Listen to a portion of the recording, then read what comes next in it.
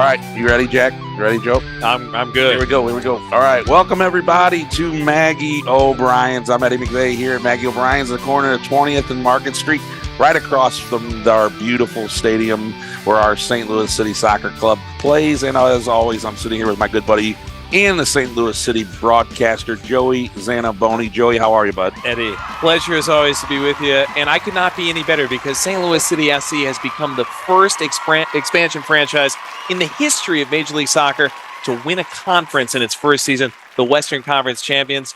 Belong right here in St. Louis. Amen. And what was it? 17 wins is what set that mark, correct? And that was for expansion teams, not I guess all. When I saw that, I'm guessing that means that doesn't start from when they actually started out. Yeah, the awards and the accolades just keep coming for St. Louis City right now. 17 wins is the most for an expansion franchise in its first season. To see how hard it is to win in the MLS, and there's a lot of really good teams that actually will just angle for ties and try to get draws. To see how hard it is to get a W and get 3 points, that makes that particularly impressive. It is, and we've discussed this previously, but I'd be remiss not to bring it up again. Once again, as a business owner, and obviously we're right across the street, but any business owner, I would think, especially downtown, but even in the county areas where the people are coming in to watch the games and stuff, it is there is a significant buzz about this team in St. Louis, and I think that buzz would have been there if we were 500 right now. But the fact that we are playing as well as we are is just icing on the cake.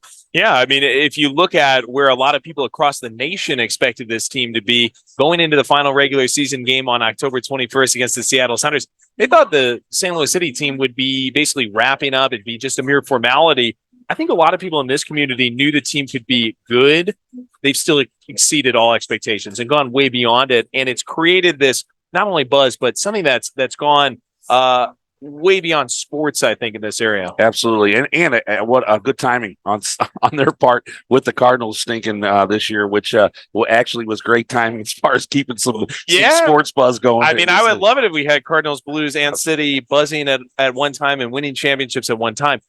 As far as the MLS goes, getting into a market that is so heavy on baseball, yeah, in a down season, the Cardinals struggle a little bit, and St. Louis City is able to maybe benefit a bit from that. Absolutely. And there's nobody rooting more for the Cardinals than us, but it was a down year, which is unusual for us, that's for sure. But there's no doubt this does help pick us up a little bit. And then, of course, we're here in October, and now we know that means here come our Blues. So the Blues about to start, too. Yeah. I mean, all three teams going at the same time. It's been great synergy between the teams. I know Lutz has been over at Cardinal games and Blues games. Tim Parker threw out the first pitch at a Cardinal game. And speaking of Parker, how about his tweet? Did you see the thing where he put all the who predicted what and all the so-called know-it-alls where they predicted St. Louis to finish? That was kind of cool. He put all their predictions. I did see that. I saw that from a few people. I mean, it's something to be proud of. To defy expectations, I think, is great. He wants more, and I was just talking to him on our trip to Vancouver. He knows there's more to come. Right, and I think he was playing with it. I don't think that was anything other than just let's laugh. I have a little fun with it, and rightly so. And we, just to kind of fill you back in as you're listening, we typically, being myself and Joey, typically do this show about a half hour after the final whistle at home games. And due to some technical difficulties on Saturday evening, we are actually taping this show today on the 6th. So we've actually had another game since, but the last game we did this, let's speak about that briefly before we get to our actual last game. So Saturday night, Clinch the conference with a nice win over Kansas City, 4-1. Sporting Kansas, you got to give them a lot of credit. Great individual talent on that team, and they've got a lot of guys who are in the veteran phase of their career, who've made a lot of money playing soccer around the world and have won trophies, have won championships, and they've got a quality team. But St. Louis City has had the edge in the season series and the rivalry so far because of its grit and its tenacity. That was a 0-0 game into the 73rd minute, and then you see the class of Edward Leuven bending a ball into the box on a free kick, as he's known to do, as somehow, someway teams seem to allow him still to do. And he found the head of Sam Adeniran, who had a great head ball goal on his birthday, no less. His 25th birthday. How about happy birthday to that? Putting one in the back of the net. Great contributions this year from Sam. I believe he's up to 9 goals, which is incredible because he wasn't even in the MLS late April through late June. So unbelievable what he's been able to do since coming back. Jared Stroud is another guy who's, some would say, come out of nowhere this year. I think he had scored 1 goal in his MLS career. He's up to 5. got a takeaway in deep. Scary Jerry materializing out of nowhere. That was about 2 minutes after Sam's goal to make it 2-0. And a lot of teams would have just taken the foot off the pedal, but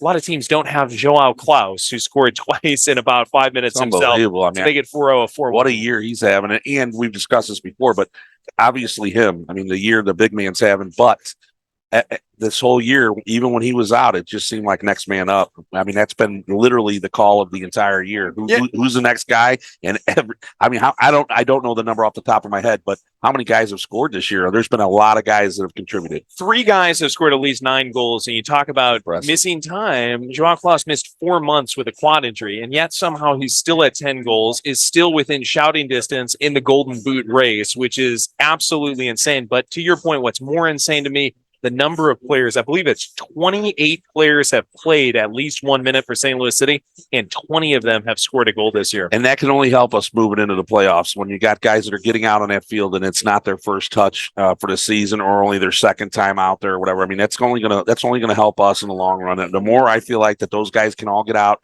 feel like they've contributed, that only helps us in these playoff runs. That's a major advantage for this team, because I do feel like, and this isn't just in the MLS, but it's other pro leagues and it's even down to youth soccer. Usually a coach is going to have 14 to 16 players. They're going to say, these are the players that I trust. These are the players that I know are going to be out there in the crunch time. These are maybe my starters, and so on and so forth. But Bradley Carnell has done a magnificent job of instituting this rotational idea of a collective, and he's had so many different starting lineups. I think there's only maybe been 1 or 2 games where the starting lineup has been the exact same as a previous game. He's given everybody a chance, and he's done an incredible job of motivating them and keeping it open and saying, hey, if you're hot in practice and you're training well, I'm going to play you. It doesn't matter how much money you make. It doesn't matter the name on the back of your jersey. This is an open competition. It really is. And to speak again on this game, this Kansas City game, before we move on, how about the I believe it was a assist hat trick for Leuven, wasn't it? It was, and so not only does he do that,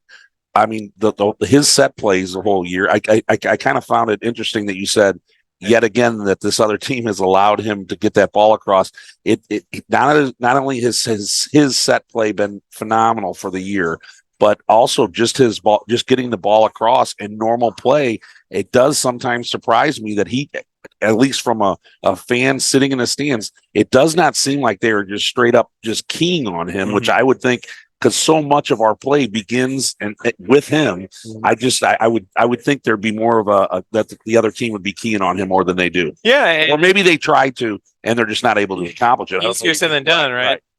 Klaus has called Leuven the best box-to-box player in the MLS, and I think that's 100% accurate. He's had 2 games since August 20th where he's had 3 assists. So he had a hat trick of assists twice in 40 days. It's hard to find really a single other player in the MLS who's done that over the course of the entire season. He's 2 back of the assist lead right now in the MLS. It's been otherworldly. And I do think, especially in the middle of the season, when Klaus was down and then Leuven himself actually was injured for about a month, kind of in the same time period. But when Klaus went out and teams really started to key in on Leuven, made his life difficult, he showed what is one of his biggest strengths, and that's moving in small spaces, twisting passes out of swarms, basically. Thinking about the game winner in Austin in the first game ever, the inaugural game for St. Louis City SC back on February 25th. It all started in the defensive end when Leuven made a nearly impossible pass with 3 or 4 guys around him in green jerseys and somehow got the ball forward. It was flicked on by KYKY for Klaus to score the game winner on with about 4 minutes left. It was one of the most impressive plays I've seen from one of the most impressive players that I've seen. I do believe that in the history of St. Louis soccer, I believe Edward Leuven, not just talking about MLS here, but I'm talking about the long history of St. Louis soccer, which has prided itself on midfield play and being tough and being gritty and finding ways to get things done even when it seems impossible. I think Edward Leuven is the best midfielder who's ever come to the city of St. Louis. It reminds me of another duo, Hall and Oates. Yeah. I remember when Oates was going to leave or was possibly leaving, and Hall did everything he possibly could, Brett Hall that being, and to keep Adam Oates here because they had that connection, whatever that was. I was literally about to start saying, "You're a rich girl, right? Smile off, and you're gone too far." right.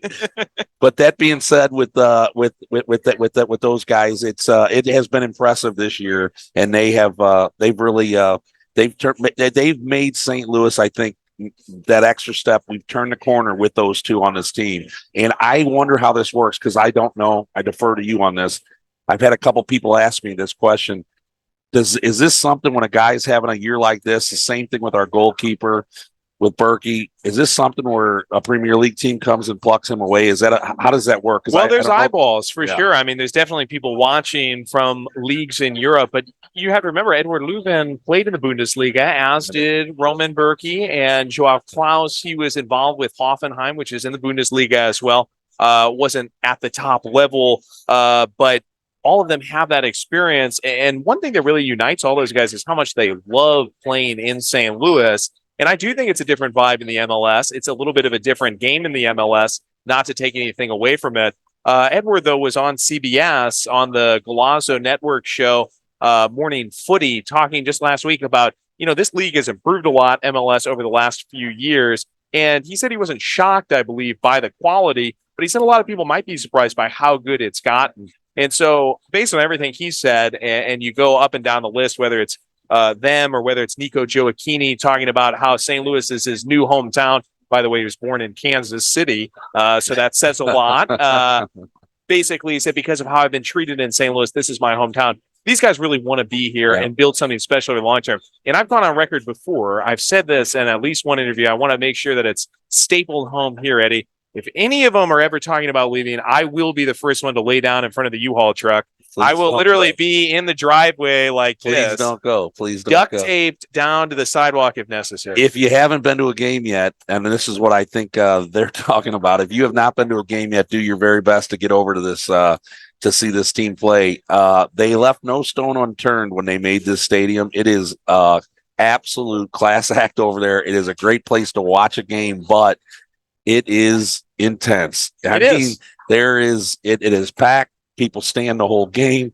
It is an actual experience. So if you've not been over there yet, definitely check it out because it has to be fun for these guys to come and play in this atmosphere. There's no way around it. And winning the Western Conference, I mean, what a difference that'll make to have home field advantage. If you don't know the MLS playoff structure, it's a round of 3, October 28th through November 12th. There's a week off, conference semifinal on November 25th, conference final on December 3rd. All those games are guaranteed to be at home for St. Louis City. One exception would be one game in the best of 3 round. Obviously, the other team's going to get a chance to host there, but it's totally home field advantage for St. Louis City SC. Makes a huge difference in the MLS, specifically, though, with our city. I mean, the boost that these guys get, I believe, unbeaten so far in 13 of 17 games at City Park.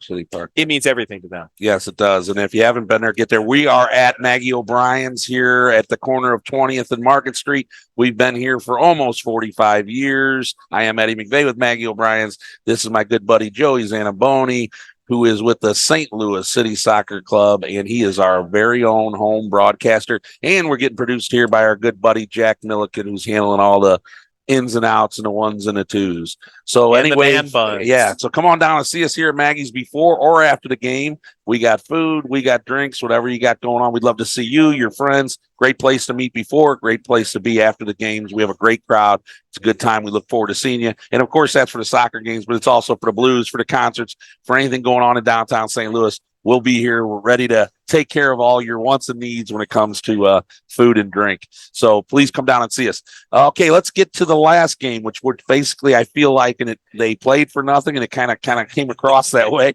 We just played on Wednesday in Vancouver in the beautiful country of Canada. Yeah. And we took a 3-0 loss. I think we went into halftime at 0-0, if I'm correct. Am I correct? That's right. Yeah. And then they kind of put it on us there at the end. But I did kind of feel like it was an unmotivated game. It's hard to get up for a game like that. I don't doubt that for a second. One cool thing that we will touch on briefly, though, after you kind of break that game down for us, also touch on the fact that goalkeeper got his first MLS start. Yeah. I mean, first off, Ben Lund. I mean, I don't know how to say it. Lund. Well, Lund. I'm doing some guesswork myself, Eddie. I'm sure my German is not what I've made it out to be. To get to this point in Ben Lund's career, I mean, you have to be an unbelievably talented goaltender, and then you play behind Roman Berkey, who arguably already might be the best goalkeeper in the history of the MLS. So it's tough knowing where he's been and what a great veteran he is, and what a leader he is for this team. He's the captain of the team. He's been so supportive, and he's grown a lot by observing Roman Berkey and also by getting a few chances. He had a couple of chances in the Open Cup, one in the Leagues Cup. So he's gotten a chance to put that city shirt on and get out there. And then he gets a chance to make his MLS debut against Vancouver in a game, as you're saying. I mean, it didn't mean anything in the standings to St. Louis City. It meant everything in the standings to Vancouver. They are at home. They're a really talented team. It's got a duo in Ryan Gold and Brian White, Gold and White. They are good. I know. I think they are talented. Yeah, and you look at different partnerships around the MLS and guys that are kind of, a Dennerin and Klaus or Leuven and Klaus even. But the way that Brian White and Ryan Gold, they have such a synchronicity to their games. They play for each other, and it's almost like they're always looking for each other in a way that's pretty special for Vancouver. And they came out as the more desperate team. They came out as a team that was taking it to us and that found the momentum early and eventually hammered home a couple of chances that put the game away in the second half. City, I think for St. Louis, this might have been a blessing in disguise, though, because the way the schedule is structured, October 4th in Vancouver, then there's a 2.5-week break. And then you close the regular season. It has to do with international games and the international window, and it's kind of we do have a break here for at least a week, correct? And then we finish off on the 21st, October 21st, against Seattle at home. Is that correct? That's right. 8 p.m. against the Seattle Sounders on decision day. Yeah, so at 8 p.m. start. Yeah. The last day of the MLS season when everybody finds out where they'll be in the playoffs. Obviously, St. Louis already knows. I think having the bitter taste, though, from that Vancouver day. That Vancouver game, I mean, that really, I think, is going to motivate this team. And now, say you'd gotten a tie in Vancouver and everything seems great. There's a 2.5-week break. Hopefully, you come out with your feet under you and have a great game against Seattle. But if not, you don't want to have to readjust in the first game of the playoffs. Readjust now on the 21st, go into the playoffs with all the momentum. Right, and not to make an excuse for him, but if you're going to allow me a little breathing room on that, I'd say, you got the game on Saturday, you follow it right back up with on Wednesday. On Saturday, you go ahead and clinch the conference. Now you're supposed to get back up in a game. Essentially for us, it doesn't mean all that much. So it's hard to get that motivation back up. You're coming right back after a quick few days off. So now it's the old story. You hear it all the time in the NHL playoffs. You see it all the time in the baseball playoffs. Somebody beats somebody and sweeps them, and the other team plays all the way through. It's always the back. Are you better off being, hey, we're fresh, and we're ready to go? Or are you better off because you're still on your game and you haven't had that long layoff? Sometimes teams will come out flat after that long layoff. Sometimes it's the break they needed. Yeah, and it just happened a couple of years ago in the MLS where the New England Revolution had, I think, 72 points in 2021. And at the time, the playoff structure was different. And so if you have the most points, you actually got rewarded, but also punished because you got a 2-week break before you had to start the playoffs. And of course, they came out in the first round and got knocked out. And after the game, the chatter was really, we had too much time off and we basically just lost our footing. And now the playoffs are structured in a way where it actually starts immediately after the regular season. What's odd, though, is just, again, because of the international window, there's a built-in break between the second to last game and the final game of the regular season. Right. Now, I believe, don't hold me to this, but I'm pretty close on this. I believe the actual playoff tickets go on sale October the 13th. So for individual seats and things like that, if you don't already have, season tickets, I believe they're actually going on sale on the 13th. I believe that is correct. Yeah. Just putting that out there for anybody that's trying to actually get out there to see the game. So we'll be looking forward to seeing you hopefully here in St. Louis at Maggie O'Brien's. Now, Joe, as this moves forward, I know we discussed this on the last show. Essentially, other than that play-in of 3, the second game, we would obviously not host. Hopefully we can win both of those, but in a perfect world, I guess for business, I'd like the third game here. Sure.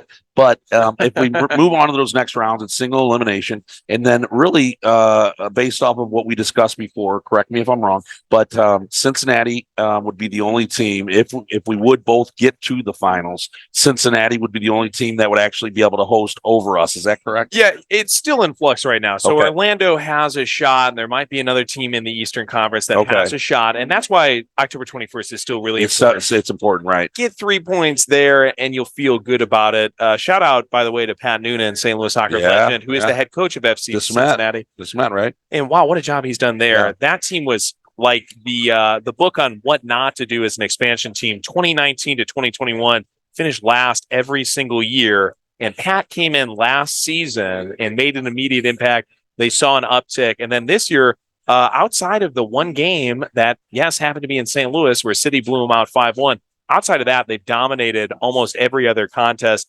And if they were in the race for best overall record, it would have taken maybe another win or two, including the one in St. Louis. If they were in the race for that best overall points record, we might be talking about Pat Noonan as one of the greatest MLS coaches of all time. Certainly one of the greatest MLS individual seasons, and he still has a long career in front of him. I think he could be one of the all-time greats. I do too.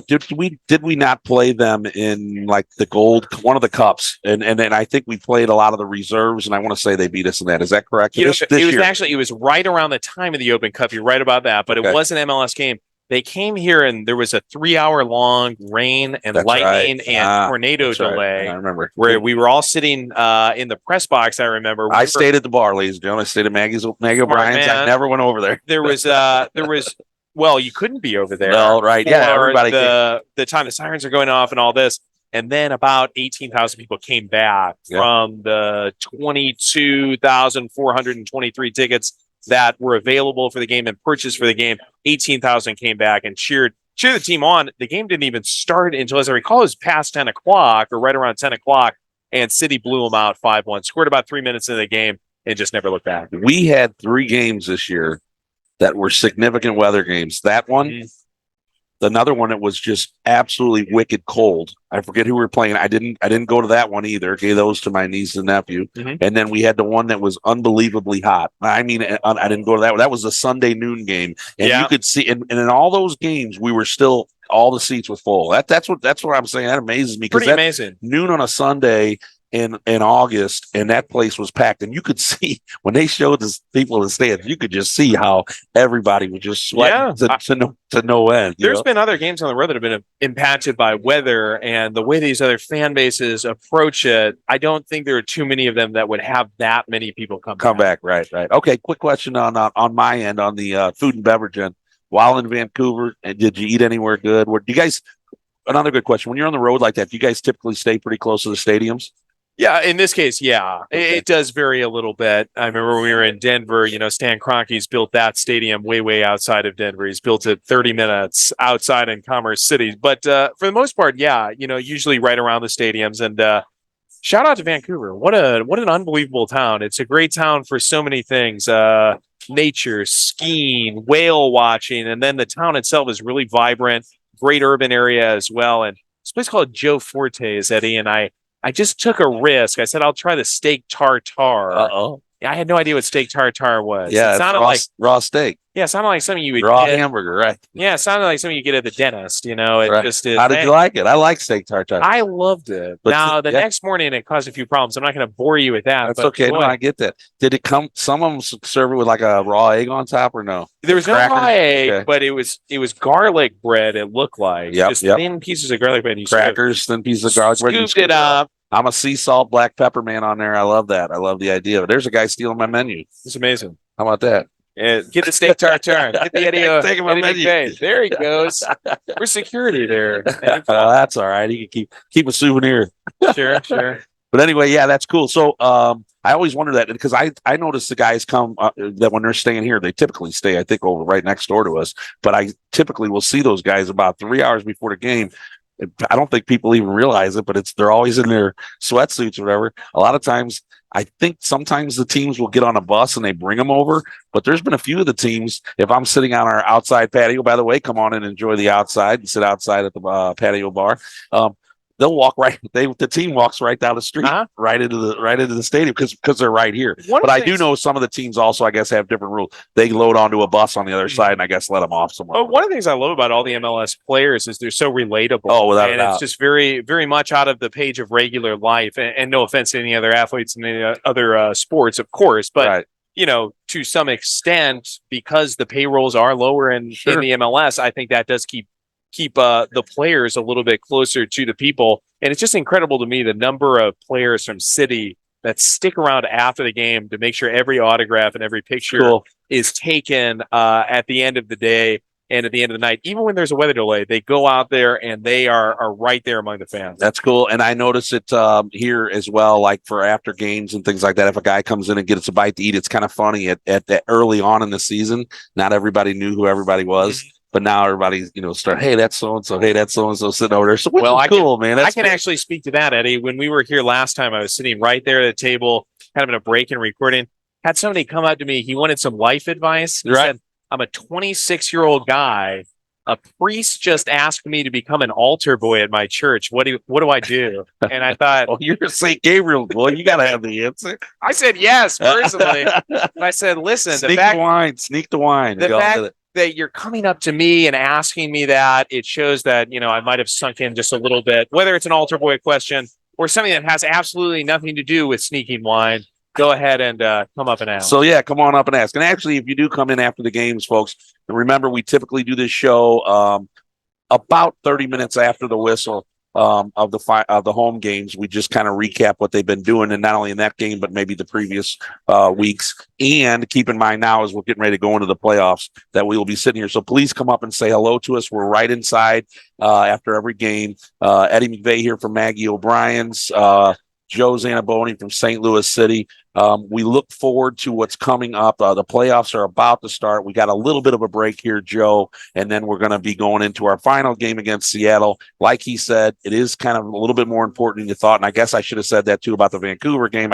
I shouldn't have just poo-pooed that, because we do want to make sure we're getting as many points as we can, just in case somebody else sneaks in there to keep that home field all the way on the other side as far as getting to the finals. Yeah, and just to say this, the final is still a long way off. St. Louis has a great chance. Obviously, you can say the same thing about Cincinnati and Orlando and all these. Got to win the games. One in front of the other. And if you get too caught up in that points of how many points are they getting and how many points do we need to get? It is interesting, though, the first time, because we're getting to actually truly understand how this works now. Because you kind of helped me along the way on some of that, because even as I would hear it, I really couldn't put it all together. But now I'm starting to wrap my arms around it. And obviously, it's one play at a time, one half at a time, one game at a time before we got to worry about getting to the finals. But it sure would be nice, and it'd be nice to have that home field advantage. It'd be amazing to have the MLS Cup right here in St. Louis, Missouri, for sure. It changes so much in the MLS, too. That's something that I think we'll continue to adjust to, because even as recently as last year, it's a different playoff format, and there's always a little bit of leeway.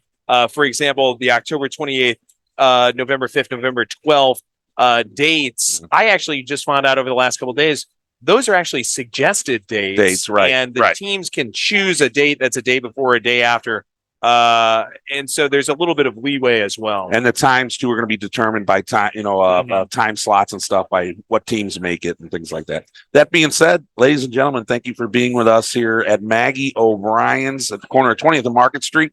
My good friend Joe Zanaboni, broadcaster here for St. Louis City. Thank you for being with us, Joe. As always, we'll see you guys at the next home game, or hopefully before that, here at Maggie O'Brien's, and we'll get Joe's pick of the week of whatever he's going to eat that week. And a good shout out and a thank you to our producer, Jack Milken, who takes care of us behind the scenes here every time. We're going to put him on one of these times, but we're scared as soon as we do that all the girls are going to start coming up and want to be on the broadcast, and then we ain't going to have no time to talk soccer. Thank you, St. Louis. We look forward to talking to you soon. Bye from Maggie O'Brien's.